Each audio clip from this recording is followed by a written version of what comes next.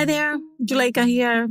Before we get started, I want to invite you, yes, you, to be a guest on the show. If you're an adult and a child of immigrants, and they could be from anywhere in the world, really, I'd love to talk to you about the conversations that are necessary but challenging, especially right about now. So whatever you're all getting into, I want to know about it. Politics, money, holidays, marriage, kids, everything. So send me an email directly at Juleka@Lantigua-Williams.com and we'll get you on the show. I can't wait to hear from you.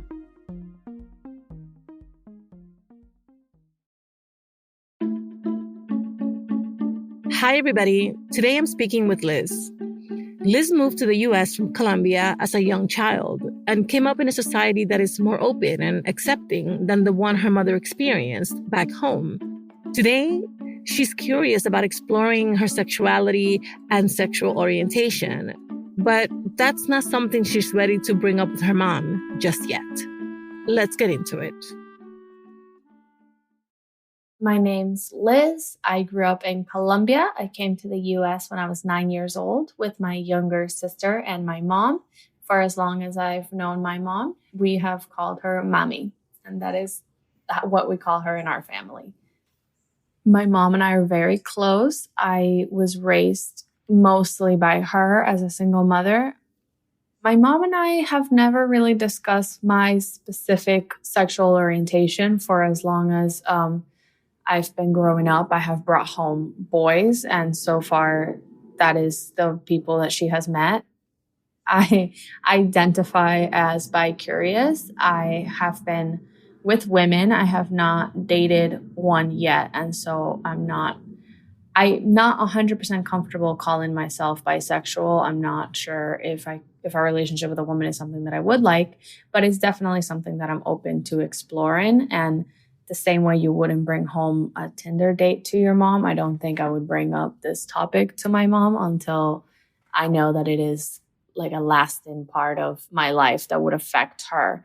You know, she's from a different generation. She grew up in Spain. And at the end of the day, my mom is very open-minded, but she's open-minded in the way of it's fine as long as it's not my kids type of open. I give her credit for trying to keep up with today and keep up with how quickly we're changing, especially this generation, how open we are. That's what I would say. At the same time, there are those old school thoughts sometimes that creep up in conversation, or she'll just say it in passing and it's not that serious to her, but it's like, Mom, you shouldn't say that. We don't say that. That's not a joke. Those do come up sometimes. I think if I were to come out to my mom or tell her that I'm bi, I think she would be surprised. I would like to think that she would take me at face value, but I do think a part of her would question it and would question whether I know what I'm talking about about myself. I feel like she might say, you're just watching too much of this show, or you're just watching too much TV, or I don't think she would understand that openness. We watch shows like Sense8 or Elite or specific shows where there are a lot of LGBTQ representation, and we'll talk about the characters and we'll talk about that. It does open up the conversation. And I also notice how she might be a little bit harsher with her critique of those people than others. I would say her main critique that I don't necessarily approve of is the stereotype of how promiscuous people in the LGBTQ community are. I think she doesn't quite understand that this whole generation as a whole is more open to casual dating and exploring. My mom does not have anybody near her in her life that is LGBTQ. Her experience of LGBTQ has come from her kids. Like, my sister and I have a lot of LGBTQ friends. We've brought them over to the house since we were very little.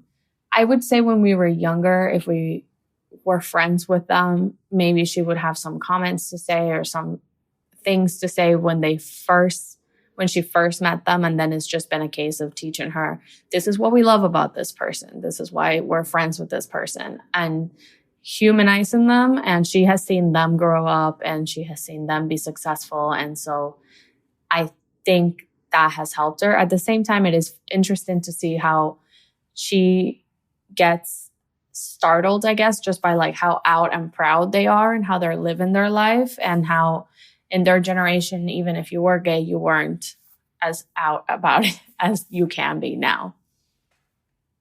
In my family, I would say my younger sister is an ally to the LGBT community as well as I am. Her and I have both explored sexualities.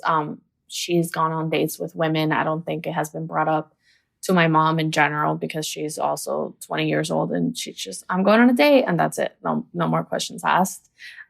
We do try to have those conversations with my mom and just have her as open-minded as possible, or try to explain to her what the youth is doing today and how we're not as corrupt or damaged as she would think we are, and it's not because of the media. That's the conversation we keep having. Like, oh, the kids are not gay because there's gay people on TV. The kids are gay because they're allowed to, because those people are on TV. They would have been anyway.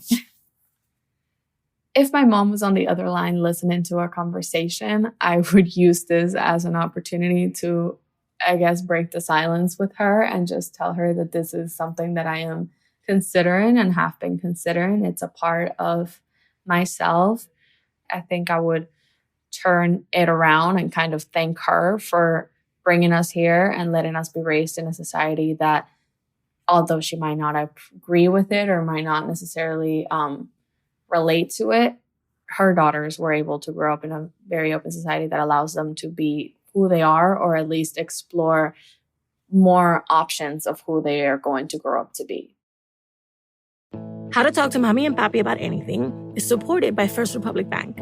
I mentioned before that I opened an account and how much my personal banker, Lisa, has helped me along the way. I've now started using the First Republic mobile app, and I love it. I securely deposit checks, transfer money, and contact my banker, Lisa, directly, anytime, anywhere.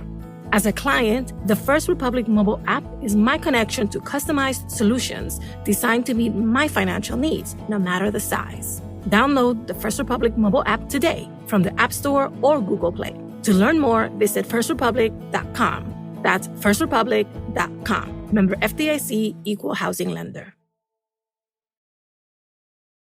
Hearing Liz talk so comfortably and enthusiastically about her sexual exploration, while at the same time recognizing that it might be hard for her mom to understand all of it, really made me think, what can we as first gens do to bridge the gap with our loved ones, especially when it comes to topics that, while they can be sensitive or even taboo, can also bring us a lot of joy and bring us closer together? To help us figure it out, I called in an expert.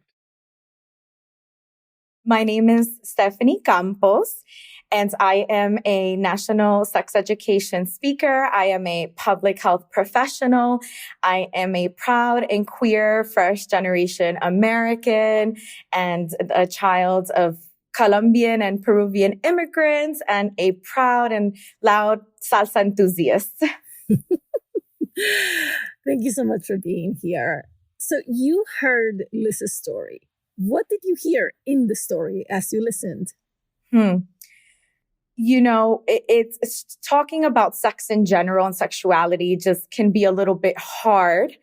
And some of the things that she was saying in terms of not knowing how to open the conversation, or just some views that her mom had, I just felt like, oh my God, I can totally relate. You know, Latino culture, Caribbean and Latin America is very rooted in religious views, which hasn't always historically had positive views of sexuality or queerness.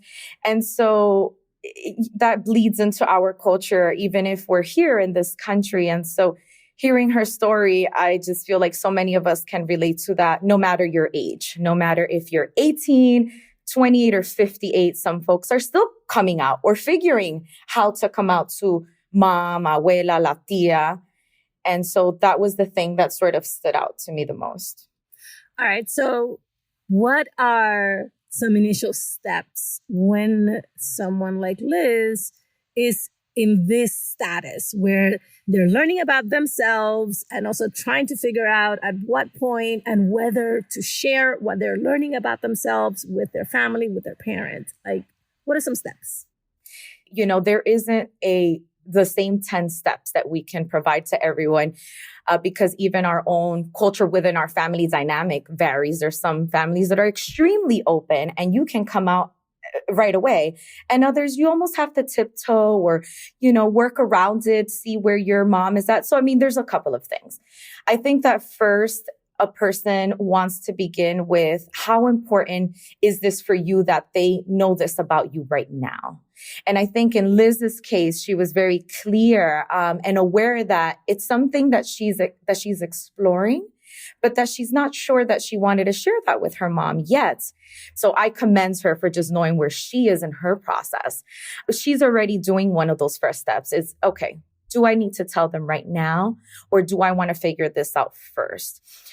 The other thing is also finding out where your loved one is. What are their views and where are they in terms of what they think? Because they might have questions, they might have misinformation, misperceptions. And so, coming from a place of curiosity, first can be very helpful to then share sort of where you are. Because I think a lot of the times when we think of coming out, we think, I'm going to just tell you where I am and you need to accept it.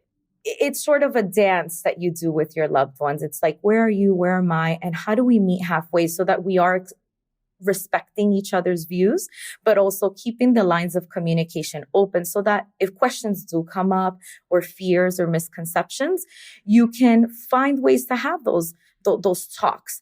And practicing helps. You don't want to script yourself, but you want to get your own thoughts clear and organized, because one of the things that we do as humans is that when we become emotionally hijacked by something, we word vomit. And then we just word vomit all over that person and we just give them too much. And they're like, wow, that is a lot to take in. So it could be helpful to just, okay, what do I want to say? What are my main points? And what are the top 3 important things? So that if you don't cover the 10 things on your item, at least you got to the most important. It opens the door for the next time that you communicate. And then you build off of that communication. But a lot of it depends on where your parent or where that individual is at. If they are completely resistant, they don't want to hear it, then you might not be able to, get too much across. And you don't want to force it either. When we spoke to Liz, she spoke of sexual fluidity. And that is definitely a very specific concept that many of our parents might not be familiar with. So talk me through how we can best prepare to have a conversation after we feel like our parent is ready to listen and bring up things like sexual fluidity, which they might not have any context for. Absolutely. So sexual fluidity, interestingly, it's just across society, people are still not sure what to think of it because they're like, well, what do you mean? And that's because we're taught that you're either straight or you're gay. And then bisexual came into the mix and they think that's it. That's where it ends. Anything more, we still get that, that gray area. People don't like things that they can't explain. And when something is so flexible, in general, people are so uncomfortable. And sometimes saying those things and validating those things that that they're thinking helps. And I've started my conversations with that a ton of times with my mother, with family members, with strangers, where I'll say, let's say we're talking about this, folks that are gender non-binary or that are sexually fluid, or how a person's sexual orientation can change throughout time, throughout their lifespan. And I'll start off by saying, a lot of people, some folks believe that's not right, that you're born this way. Others think that people change based on experiences. And you sort of start talking about what is out there. And then you end it with, well, what I've learned, not just through myself, but through whether it's research, through just newer generations and friends, is that sexuality isn't black and white. That's why we know of so many folks that when they were young, they were in this type of relationship. And then when they were older, they were in another. And maybe after that, even older, they went back to where they started. And it is perfectly normal and it is perfectly fine as long as that person is in a consensual, respectful, and loving relationship. That's all that matters. But I totally understand how folks can still be confused. I think that one of the things that does when you validate where someone is at and in their hesitation is that they feel listened to. And then once that person feels listened to and validated, they're more open to listening you. We've heard over and over from our guests, especially guests who have come out to their families, that the parent immediately goes, oh, it's a phase. You'll grow out of it. There's some dismissal. And when I talked to Liz, she used the term bi-curious. I understand what that means, but I can imagine where someone like Liz comes and says to a parent, well, right now I'm just bi-curious, right? Because I'm still exploring my possibilities. And they could immediately say, okay, so clearly it's going to pass if it's just some curiosity. How do we say, actually, no, it doesn't mean it's going to pass, right? It just means that this is where I am right now.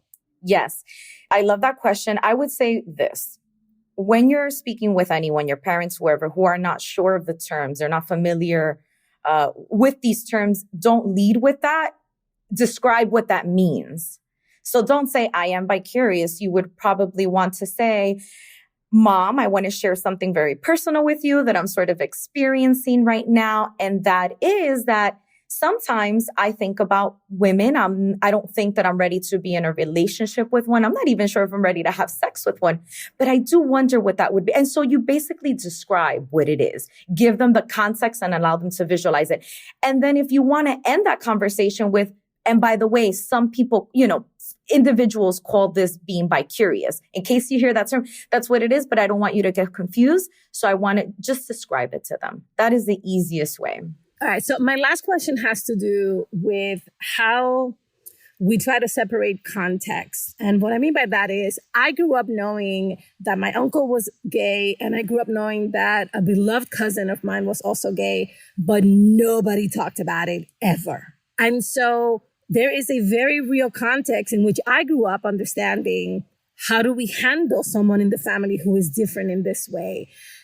But when we came to the United States, that changed significantly. So can you talk me through how we can use the context, which is that back in the old country, back in the homeland, this is how our family has historically dealt with this.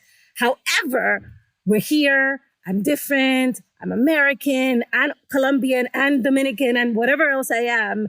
So it has to be a little bit different. So you just hit on something that I think is still true for so many families, even still in this country, which is that we perpetuate this culture of silence in our families, the things that we're ashamed of or uncomfortable talking about. We all have the tias and cousins that are gay. And then to this day, supposedly they're not married because they're still working so hard and traveling. It's like, well, this person is like 87. I mean, really? I clearly know that's not the reason. They're beyond the college and working their careers out, but we do that. So one of the things that can work for some, and again, it depends on how you feel comfortable with it. We have to begin to role model what breaking the silence looks like. And that all relies on where we're at in our process. So I'll go to a family function. My aunts, I see them like every weekend. They know I'm very queer, extremely. And they'll still ask me, when are you going to have a baby? Yeah, with a boyfriend. You know that I'm not going to have a baby with a boyfriend because my partners are same-sex partners, Tia. That's why. Because that can biologically happen. I might have children, but it's going to require a different process. And it took me a long time to get there because before I used to just go along with it, right? Because I was as uncomfortable as they were. And it took for me to do a lot of work, a lot of internal work within myself. So once I felt more comfortable, then I started it's almost like I call it exposure therapy and role modeling to them. Like, here are my queer, couple friends where they're doctors, they're lawyers, and we're not going to say roommates. This is mi pareja. So it's like without forcing, but sometimes providing them with some language, basically, and also give people time. Plant the seed, let them simmer in it, be available for questions and more conversation, and being very clear about that. Like anytime you want to talk some more, when you're ready, I'm here. Otherwise, it might be a little bit hard to get to expect a huge change of revelation within one conversation. It takes more than one, almost 100% of the time.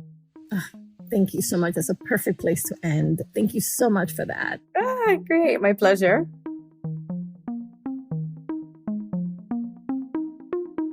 All right, let's recap what we learned from Stephanie. Pick your top 3 points. Decide ahead of time what the most important points are that you want to get across.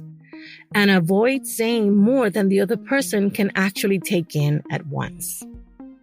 Validate their hesitation. Doing so shows your good faith and helps other people feel listened to, which in turn will make them more open to listening to you. And remember, dance at your own pace.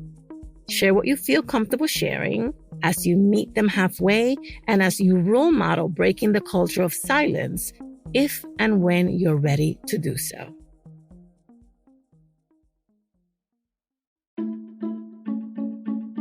Thank you so much for listening and for sharing us. How to Talk to Mamí and Papí About Anything is an original production of Lantigua-Williams & Co. Virginia Lora is the show's producer. Kojen Tashiro is our mixer. Manuela Bedoya is our social media editor. Cedric Wilson is our lead producer. Jen Chien is our executive editor. I'm the creator, Juleyka Lantigua. On Twitter and Instagram, we're at Talk to Mamí Papí. Please follow us and rate us on Apple Podcasts, Amazon Music, Pandora, Spotify, or anywhere you listen to your favorite podcasts. Bye, everybody. Same place next week.